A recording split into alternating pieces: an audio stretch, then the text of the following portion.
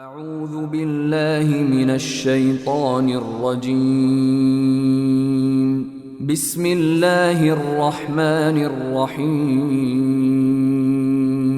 أعوذ بالله من الشيطان الرجيم. بسم الله الرحمن الرحيم. اللهم علمنا ما ينفعنا وانفعنا بما علمتنا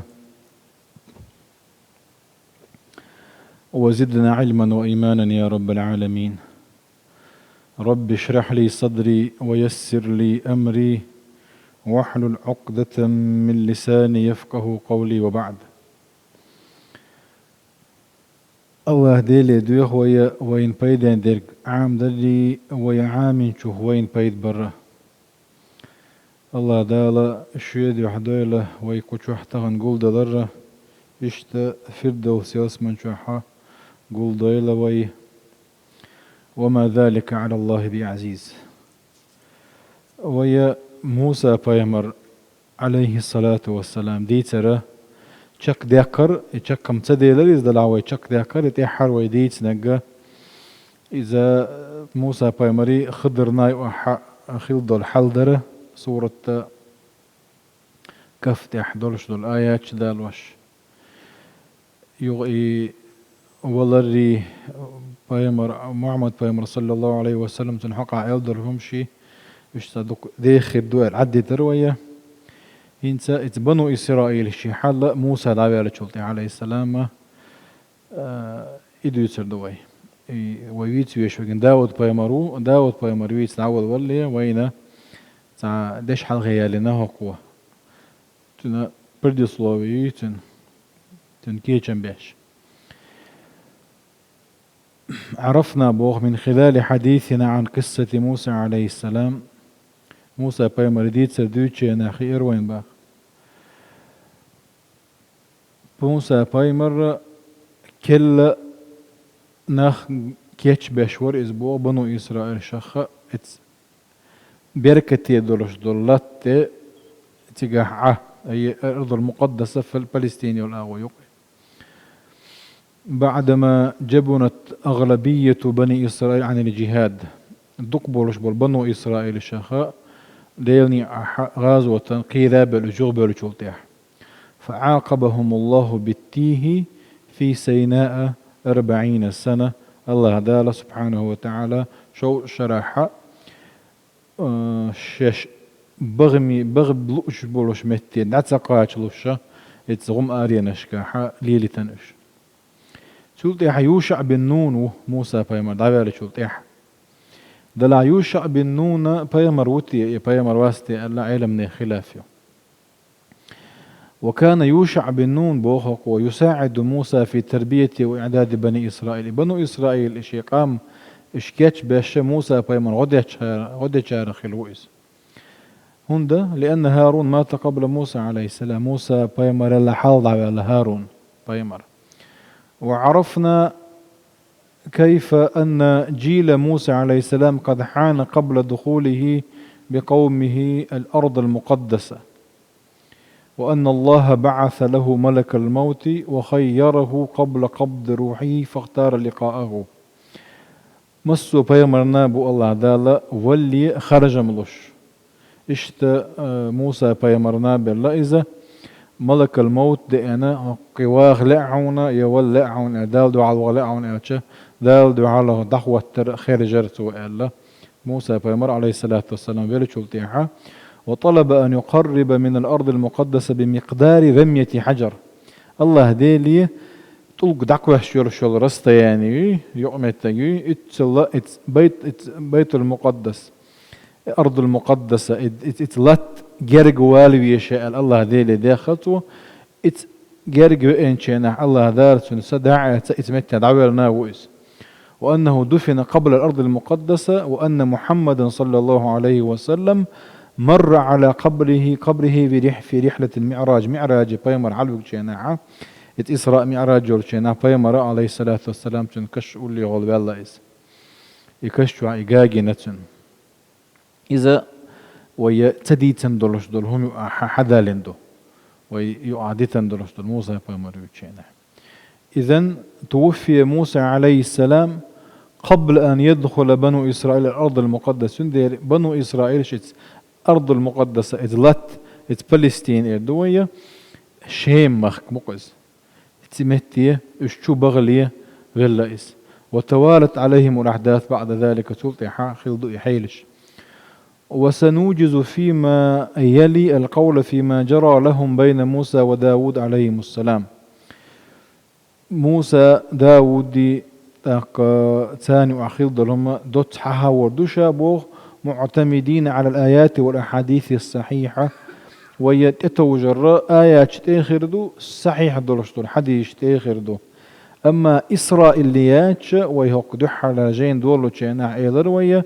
هوك منهج إسرائيليات تيتردو إيش هوكو حيهوريات دلاحة حيهوريات وانت تتوجر هم نو إسرائيليات كا إذا وجد دويخو إيش حوردوكو دلاحة وإيش حيوتردات إلا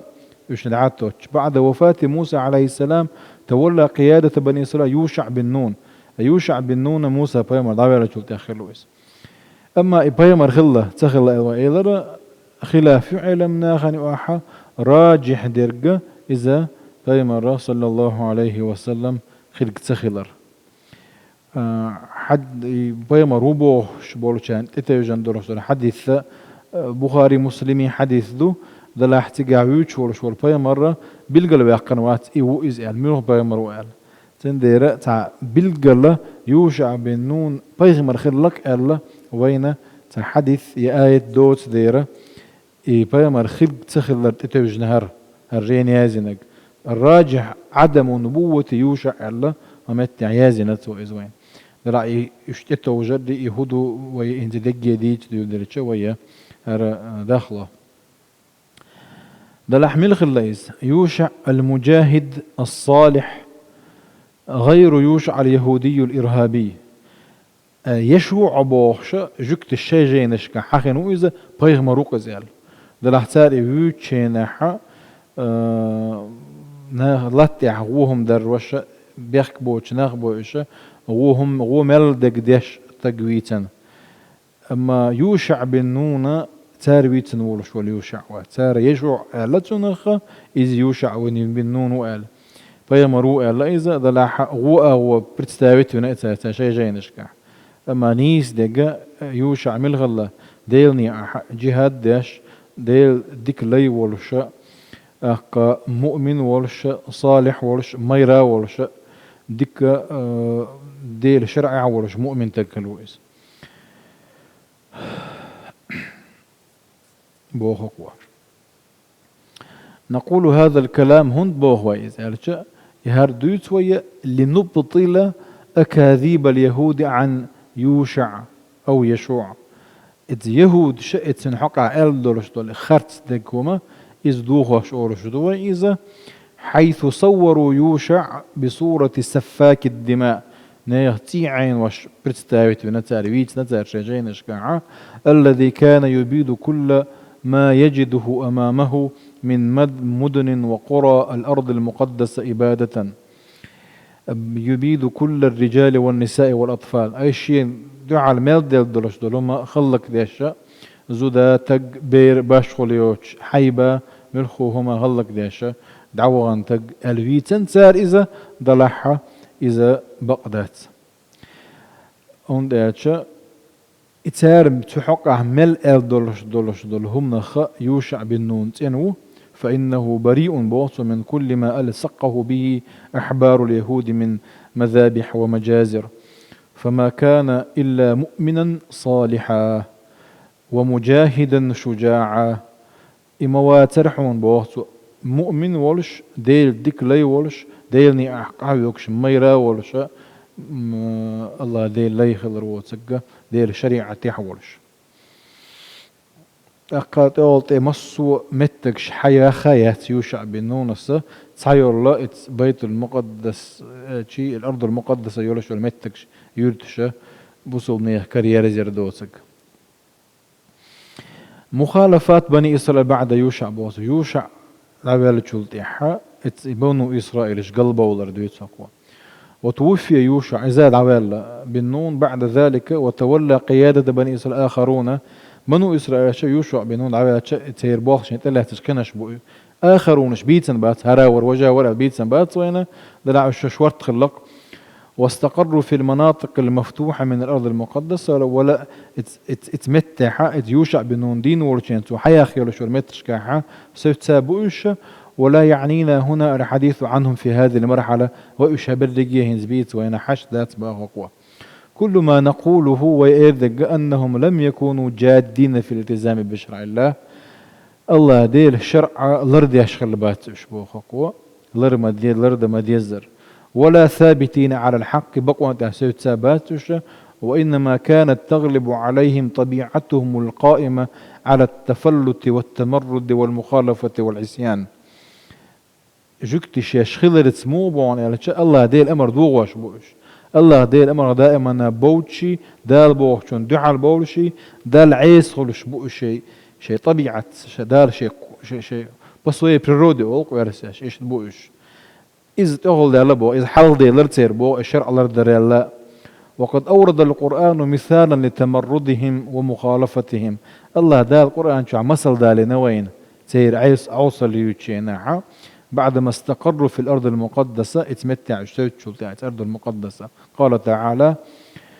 أعوذ بالله من الشيطان الرجيم وإذ قلنا ادخلوا هذه القرية فكلوا منها حيث شئتم رغدا وادخلوا الباب سجدا وقولوا حطة بوغا أي تونتير كنواش دعداخ أحطون جاتش دي كنواش حول دي أعبوغدو أي حط بوغ دي هم دا دي دعداخ كردو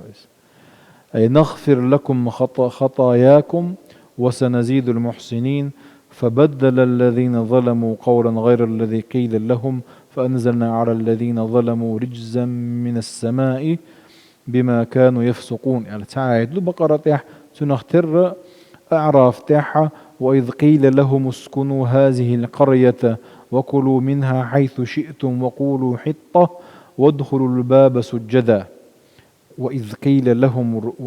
قيل لهم تاركيالة شيناح اسكنوا هذه القرية هو متع عيال وكلوا منها حيث شئتم شان لوش متع تقعي آيو شان لوش ييوش كآية شي آيو جداخ الله تارجع دلحتو تشبه شيناحا الله ديلي شان جاتش درد يخشى تو بعد يشدوا الألبوك وقولوا حطة وادخلوا الباب سجدا سجود الله دال متأح بولش يرتشوا نغفر لكم خطيئاتكم إيش تشود وذا الله دال جاتش دير دشون بو سنزيد المحسنين فبدل الذين ظلموا منهم سار ظلم يبرش شيء قال لقيتون متن قيوم يلر سار حنطة يلا سار حنطة كان بيرتكبوا أي حبة شعيرة ألا دوئز إشت إلر سار يعني حنطة إشت إلر ألا سار فبدل الذين ظلموا منهم قولا غير الذي قيل لهم فأرسلنا فأل الله ذال وين ما خأر إذا ترتيبنا تعقيبنا دو فعطفا دو إذا لاح سخ ساري عيس ما خلنا دعتت سخ بيقم بيرتان بغوك دو قز فأرسلنا عليهم رجزا من السماء بما كانوا يظلمون وخلاصة معنى هذه الآيات دوت آيات معنى الآيات يخبرنا الله عن بعض مخالفات بني إسرائيل فلما من الله عليهم بالنصر على أعدائهم مستوشن تحتولن بالله دال إسو غتدل أمرهم بشكره على تلك النعمة نعمة شكر دي الأمر دير تارك بوخ وذلك مو شكر دي الله بأن يدخلوا باب القرية ساجدين شاكرين له سجود يبغان الله دار شكر ديشا يتير تشوه الليل تارك وأن يطلبوا منه وضع ذنوبهم وحطها ومغفرتها الشيء قادولش دولكن وشنا إيش عدة تار شين جتش دردخ فإن فعلوا ذلك تار إذاحة فإن الله سيستجيب لهم ذلك جواب الردتان ويغفر لهم ذنوبهم ويحط عنهم سيئاتهم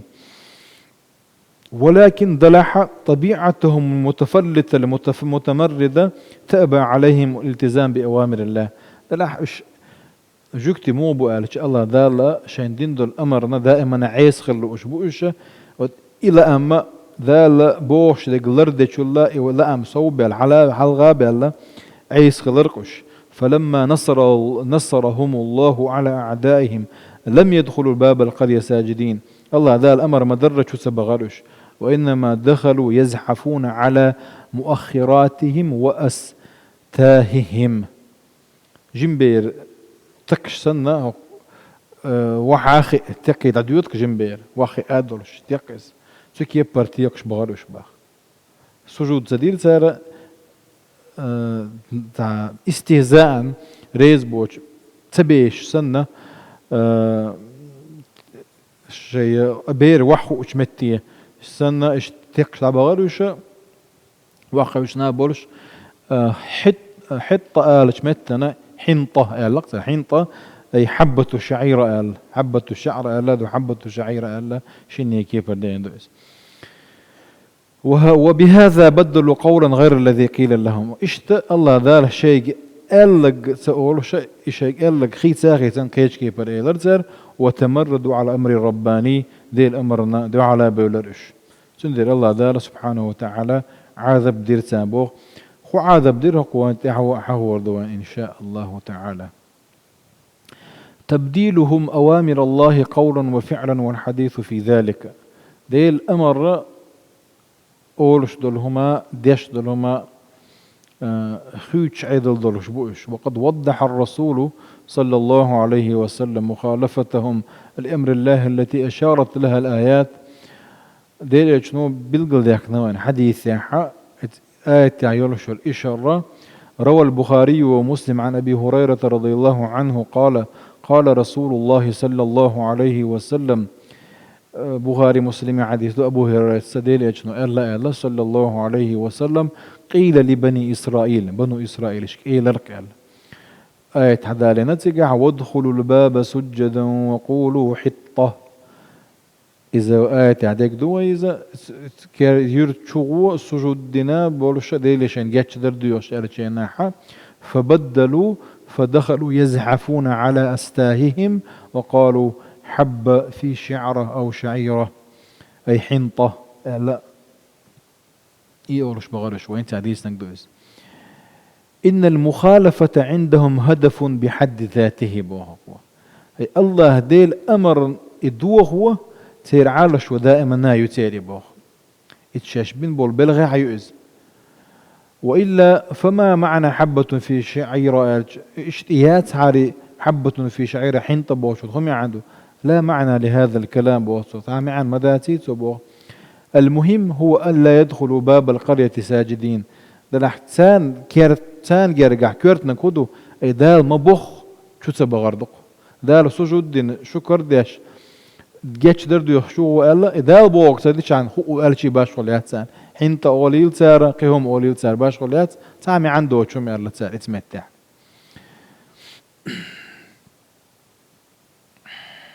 قال الإمام ابن حجر في شرح هذا الحديث وحديث شرح داشاء ابن حجر العسقلاني فتح الباري زين جو بخاري شرح دين تسوي حدا عنده كويسة. قال الحسن وقولوا حط أي احطط عنا خطايانا أي طيق وش عدا جاتش دي. فبدل الذين ظلموا بالذي قيل لهم قولا غير الذي قيل لهم وقالوا حبة في شعيرة. وأكثر الرواة على رواية حبة في شعيرة وفي رواية الكشميهني حبة في شعرة أي نأبرت حبة في شعرة دو دقبول شعر كشميهني بوشن رواية حبة في شعيرة أي من الشعير شعير كدو كيش متى حنطة لا دينا حنطة كدو. والحاصل أنهم خالفوا ما أمروا به من القول والفعل ريزولتات شقي هيو تادين دول همنا الله دي الأمر آلرتي درتي شيني كيبر دوغانا تساربوه سلطة الله يعاقبهم بالرجز والطاعون أي هنتان خيض العذب دو يتوقع خو عذب خليتان يعني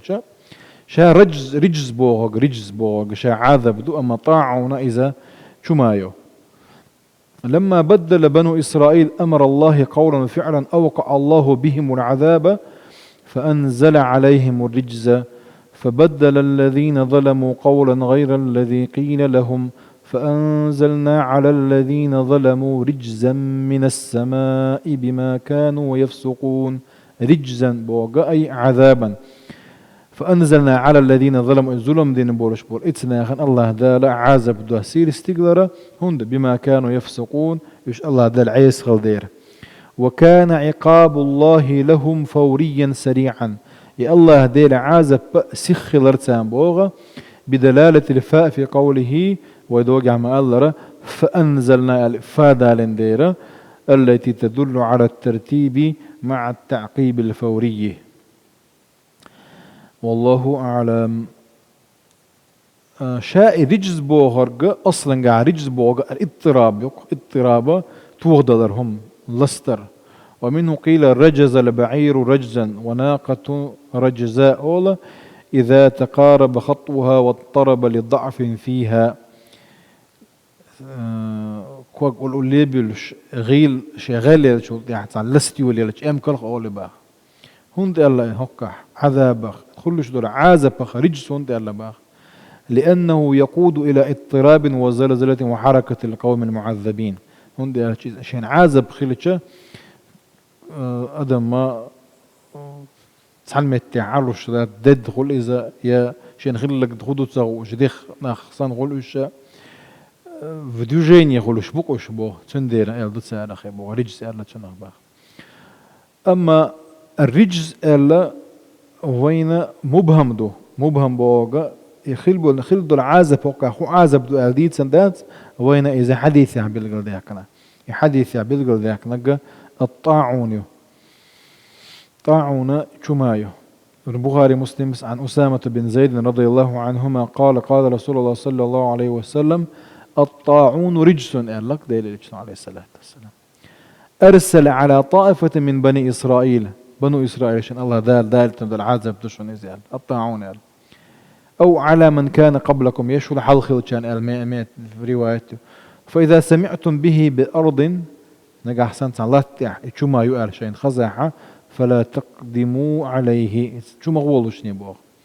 وإذا وقع بأرض وأنتم بها شو تعمت تعدلش شو ما شون خلاحة فلا تخرجوا فرارا منه أرى ما دولش نيال. هالحديث عبد الرحمن بن عوف رضي الله عنه عمر بن خطاب سيريا بيوتشين تيجا شو ما يقال خزة شو ويتي ما ويتي بوش شندي يبيع بلتشينح شو تبيرش يخبر زنقش عمر بن خطاب خليفه الخان يقص أفرارا من قدر الله بوش أو دي القدر ده لازم شو ود غير شو هو بوش. نعم لا أفر من قدر الله إلى قدر الله ده لازم شيرة ده لازم شي ود شاولش عمر بن خطاب اتمتع حق دقوا أصحاب شبوخ ثاني شي نات سخزتني حدث يتون ثاني خلبوا المصو أصحاب شنات سخزة إذا شي تغول كان يستغبر ولش عبد الرحمن بن عوف حوي إتش تو قالك ديل إتش نقولش خزشين قال هر حديث هذا لنا تو الحمد لله قال دال شكر دين خاصة بنا يغبغنا إيش هي إتش شو نجح سنة إتلات يحشو ما يرشوا يكاتا تشو مو قال دو حديث تشو حضر شو ما غلا أرى ما دول قال دو إس تندير حديث ديل إجنو إيش إلا إيش خاص خيتك عمر بن خطاب رضي الله عنه رضي الله عنهم أجمعين. تأقى قصة طالوت يتقو طالوت هو دي تشكاحة هو دوينه هنسوا طالوت يونس أشي داود تون يديت لي طالوت تسوي تشدو ولا شديد سردوها هلا دي تنتهن تو أتردو إن شاء الله هلا أيش ديش. أقام بنو إسرائيل في الأرض المقدسة فلسطين يقص الأرض المقدسة فترة من الزمن زمن شعيرش ولم يقيموا في فلسطين كلها يجي فلسطين عباس الأسبوع سيجا تايل متشك عبارش وإنما كانت إقامتهم في جزء منها وكان أعداؤهم يقيمون في أجزاء أخرى منها. إيش تان متن تان تان لات يا أخي الأرض المقدسة دولش فلسطين يعني بولش كيش متى كتير مستوى خلا عاش وكان بينهم وبين أعدائهم حروب ومعارك عديدة دائما غوشة امشخل لسير بوخ مرة ينتصرون ومرة ينتصر عليهم أعدائهم نقع سارت ولا بوخش نقع إيش بولش هزيمة بني إسرائيل على أيدي أعدائهم ومتى حاشا مست سير كرخل إيشقش وابتعد بنو إسرائيل عن شرع الله باخ الله ديل شرعا جين بوليل إشباخ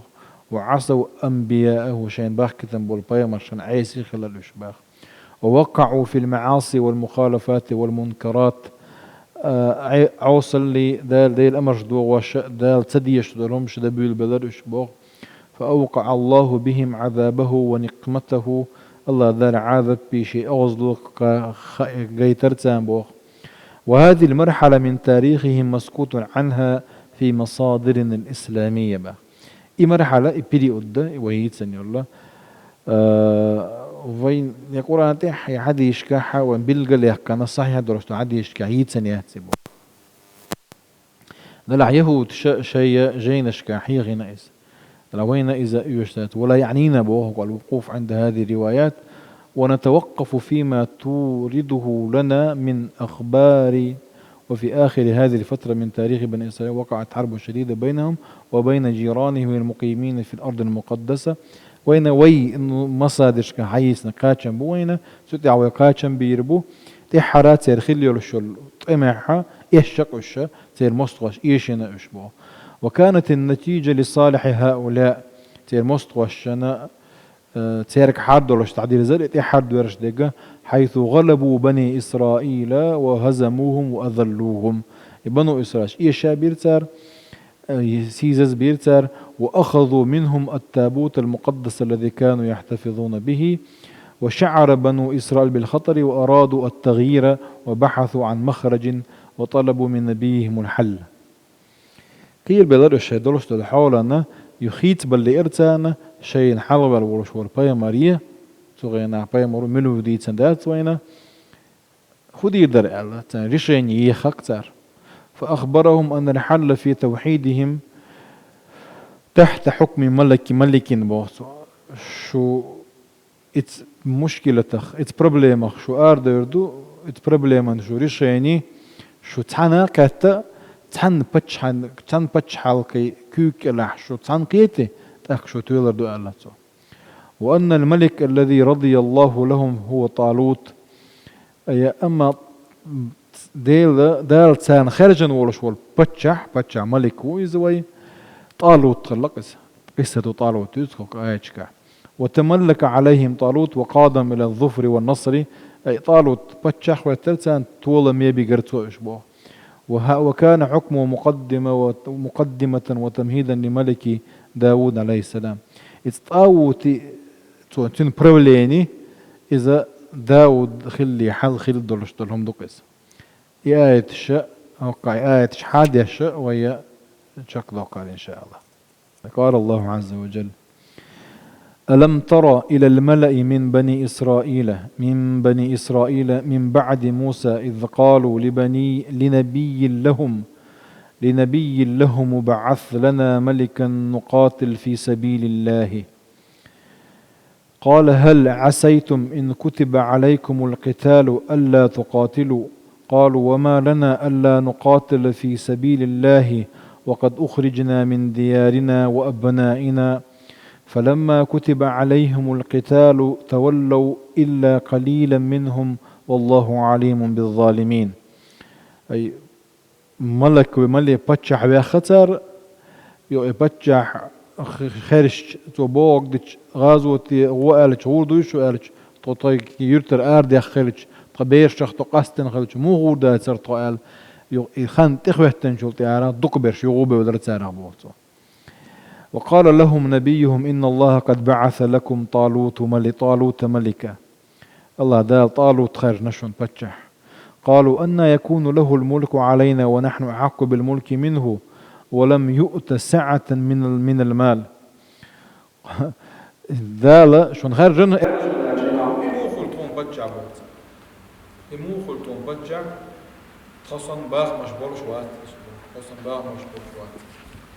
وقال لهم نبيهم إن الله قد بعث لكم طالوت ملكا قالوا أنى يكون له الملك علينا ونحن أحق بالملك منه ولم يؤت سعة من المال قال إن الله اصطفاه عليكم وزاده بسطة في العلم والجسم أحجس غلاحة حيقلي علما مكشل أندوه ليس والله يؤتي الملك ومن يشاء الله دارش بجحل قل شيء لغجن وش ما والله واسع عليم الله دي سبحانه وتعالى واسع عجا شو احتضر شو إذا مصهم هو شو وقال لهم نبيهم إن آية ملكه أن يأتيكم التابوت فيه سكينة من ربكم وبقية مما ترك آل موسى وآل هارون تحمله الملائكة إن في ذلك لآية لكم إن كنتم مؤمنين فلما فصل طالوت بالجنود قال إن الله مبتليكم بنهر فمن شرب منه فليس مني ومن لم يطعمه فإنه مني غازوة بيرتشينا الله ذاله زيش تخيطيقاتشينا اتخيطشورا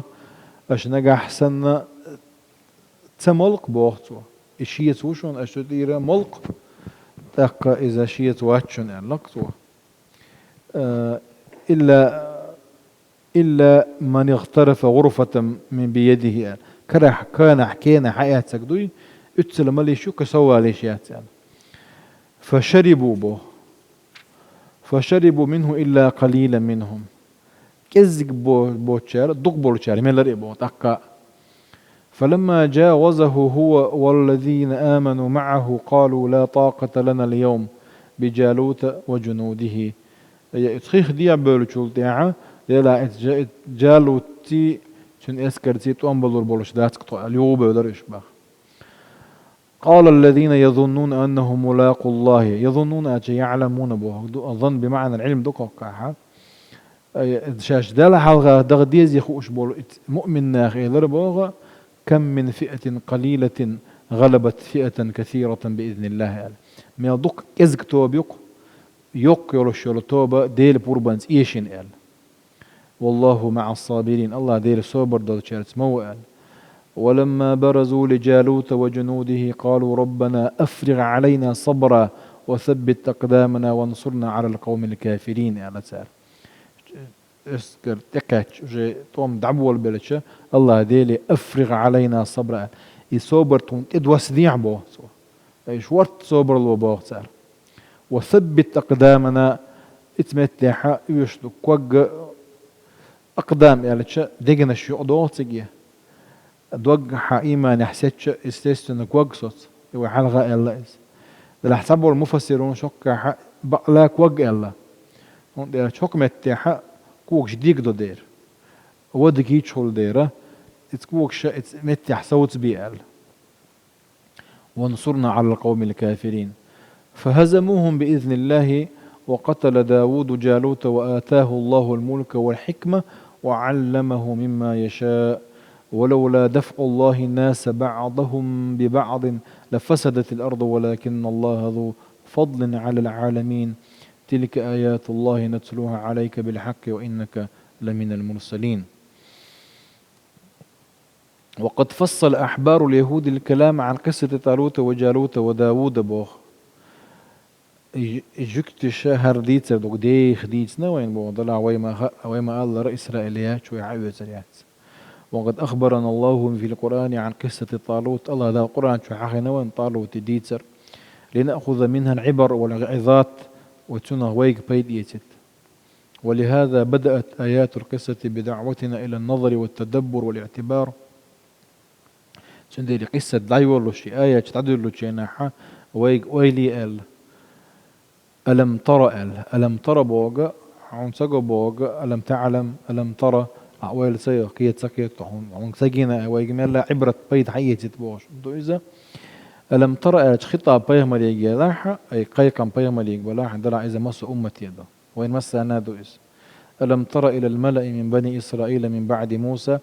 والخطاب موجه في الظاهر لرسول الله صلى الله عليه وسلم لكنه ليس خاصا به منذ إذ وين مس أنا وإمام إذ ويتن أمته طيب ليك إردولشتون ويك بس يرجيدوا دائما. ووقعت هذه القصة بعد موسى عليه السلام كما تصرح الآيات، أي أن أحداثها كانت في الأرض المقدسة، وسنقدم تحليلا للقصة كما ذكرتها لنا الآيات الكريمة. انت آيات وديش له الآيات تحليل وين بيلقل دوهر دوية القرآن وين مديت سرة إذا وإن شاء الله تعالى تغندي تدات ويا نجح سنقيو خانسة يرجو ووشقيتها كجين تدورش دير تدوي الله ده دي كان بيكم بوش.